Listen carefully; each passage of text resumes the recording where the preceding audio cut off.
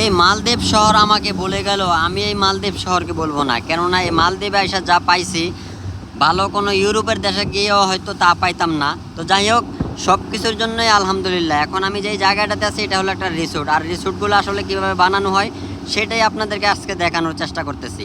এই যে দেখেন, এই রিসোর্টগুলো কিন্তু বাংলো যেটাকে বলি আমরা, এই হাউস রিফগুলো কিন্তু একেবারে পানির উপরে, শূন্যর উপরে কিন্তু বানানো। তো এগুলা বানাতে কিন্তু অনেক অনেক টাকা খরচ হয়। এই জন্যই মূলত মালদ্বীপ আসতে এত এত টাকা লাগে যারা ঘুরতে আসে। এই যে দেখেন, ইউরোপ থেকে কিন্তু মানুষ অলরেডি প্রত্যেকটা রুমের ভিতরে কিন্তু গেস্ট আছে যারা আসলে মালদ্বীপে ঘুরতে আসছে। তারা কিন্তু প্রত্যেক বছরেই আসে, কেননা তাদের মতন যদি আমরা হইতাম, তারা কিন্তু টাকার দিক দিয়ে অনেক সচেতন। আমরা কিন্তু টাকা যা ইনকাম করি তা খরচ করি, তারা কিন্তু এক বছর যা ইনকাম করে সেটা দিয়ে আসে ঘুরে যায়।